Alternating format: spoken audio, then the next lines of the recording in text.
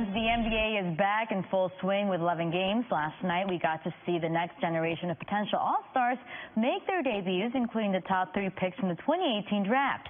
Number 1 overall pick, DeAndre Ayton put up an efficient 18 points on 8 of 11 shooting with 10 rebounds and 6 assists. That's more assists than he had in any college game at Arizona. Now, on the other end, the number 3 pick, Luka Doncic, had 4 assists and 8 rebounds, but managed only 10 points on 5 of 16 shooting in his debut. The Mavs lost to the Suns by 21 points. Finally, there was a 2nd overall pick, Marvin Bagley III, the only one of these rookies to come off the bench in their debut, who finished with 6 points and 5 rebounds in 12 minutes. Also in action, the Nuggets facing Doc Rivers and the Clippers in L.A. second quarter. Keep an eye on Juan Hernan Gomez blocking Boban Marjanovic on the Nuggets. Take it in transition, and Trey Lyles getting the lay-in. The Nuggets turning defense into offense right there. Now, fourth quarter, game tied at 81. Watch Boban and Hernan Gomez again. Shea Gilgeous-Alexander lobbing it to Boban and posterizing Hernan Gomez, a 23-year-old from Madrid, Spain. Now, less than 2 minutes left in the fourth. Game tied at 95. Nuggets guard Jamal Murray drives to the lane. He can't finish, but Nikola Jokic cleaning up the miss to give the Nuggets the lead. Nuggets go on to win 107-98. Let's get you back to First Take. Antonietta, thank you. Yes, the Clippers were in action last night at the Staples Center. Welcome back into First Take here from L.A. Speaking of the Clippers, we got NBA champion in the house and then their head coach, Doc Rivers. Thank you for being up early for us. We appreciate it. Just for you guys. I appreciate it. You know it. Talk to me about last night, though, because it was a close game. You guys were up by 8, 5 minutes left. What happened down the stretch? We didn't execute, down the stretch. It was one of those games. It's a great example when you have a lot of new guys, and down the stretch is when your execution breaks down, and it happened. That was our fear going in, and we'll fix it. It'll get better. But when you're a new team and you play a team like Denver that's been together, you can see the difference, and you can see it the last 5 minutes. You've been around for a long time. You're a champion as a coach. Once upon a time, you had CP3, you had Blake Griffin, you had DeAndre Jordan. Now you got a new crop.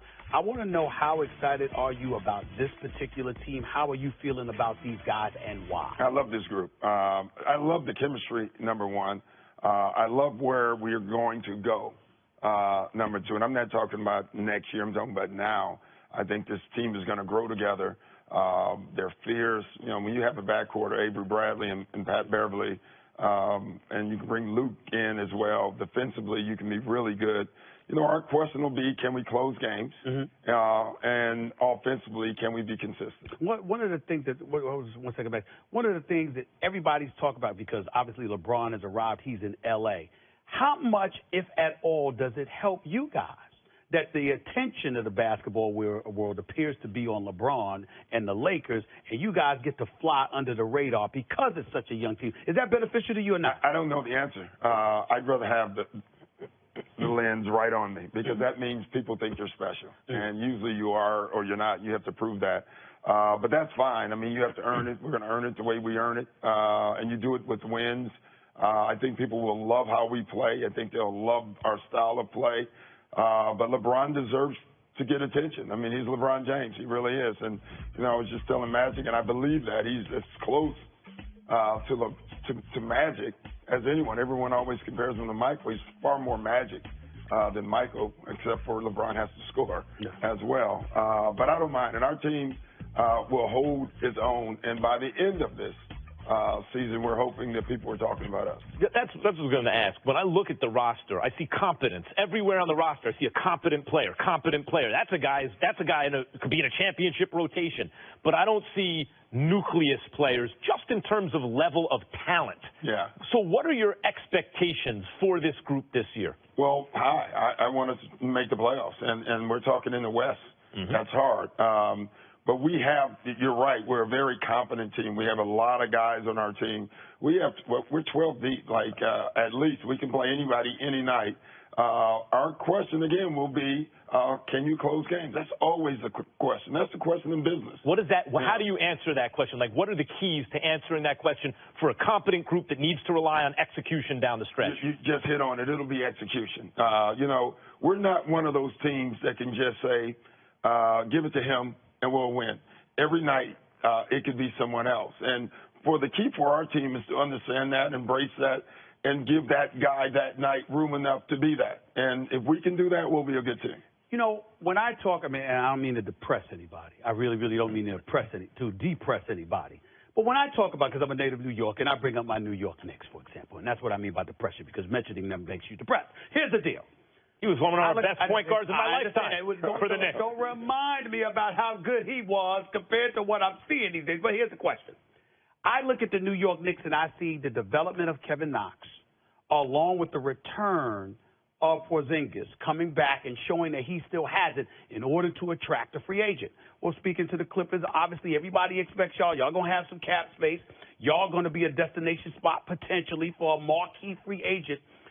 Talk to me about your mentality as to what you need. I know, of course, you got to win, but what your mentality is in terms of what you need to show this year to attract a marquee free agent, or even if you think about that at all. Well, I don't to the coaching part of it, but I do to the organizational part, to our franchise. And I think we show that. Like, Steve Ballmer is willing to spend money on everything. And I think players are going to get what they get, you know, financially. If you attract a free agent or any player on your team, they come and it's everything extra you do for them when they get in the door.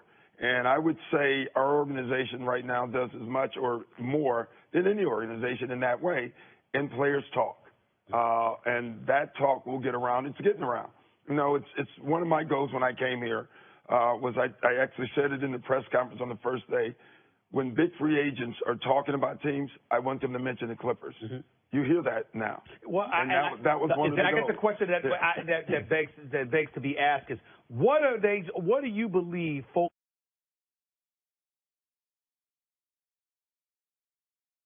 Well, I just think, you know, years ago, it's not that. It's just the ownership piece. You know, we didn't have that, and now we do. And since we've had that, things have changed. Okay. And this is a special 2019 class, obviously. And I know you talked about you'd love the shine because that means it's special, it's a good team. But some players don't want that, and they still want to be out here in L.A. And some players don't want to play with LeBron, not personally, just because it doesn't help their game. What do you say to that? Well, I don't know if anyone's game would not be helped by playing LeBron. I'd say that because I'll never kill him. But I'm fine with them thinking that. That's fine with me. I can tell you that. But some people want to do it on their own, you know, and that's it. It's not a knock to LeBron, though. It's more, hey, I want to be the guy. Yeah, and listen, if you can do that with us, I mean, what better place to do it in? And I think that's what they see. Doc, there was a window when you first got to town where it's hard to overcome the Lakers in L.A. That's the franchise in all sports, baseball, football, college sports. It's the Lakers, right? But there was a window in L.A. Oh, okay. In L.A., the Lakers have an argument, but anyway. I'm saying like the Dodgers or the Trojans, those aren't the Lakers. No, Lakers are number one part. But there was a window where you had this incredibly exciting player in Blake and Chris Paul, and where, hey, the Clippers could really take over the town for a short while, like the Mets did to the Yankees back in the day, right? We weren't going to take over the town. But make inroads at least. And now that's changed. Those guys are gone. LeBron's in town. So the challenge starts again. All over again. What did you learn from that first go-round that you can take into, you know, going forward with that last experience? That's actually a great question. And here's the bottom line is you have to win it all. To win it all. Yeah, that's what you have to do. And that's why I do what I'm doing. I mean, that's what I want to do again, and we have to build a team to get that. So that's number one. Number two, you guys just own your fans. You know, we're not in competition for the Laker fans. There's enough. LA's really big. Yep. A lot of people are here. And the funny thing that I've learned is most people who are born in LA are Laker fans. Everyone from the East grew up hating the Lakers. Right. Celtics can't be a Lakers fan. You get the transplants from Boston, they're rooting for you. So we get them all, and we get a lot of them. And we have a unique fan base. Our fan base, you know, we always say the black top fan base and the big top, that's the Lakers, the black top, that's the difference. And we have a terrific fan base. Doc, sorry to cut you off. We've got to take a quick break, but you're sticking around with us? Sure, why not? All right, good stuff. Appreciate that. More I got with a few Doc more Rivers questions. after the break. It's First Take from L.A.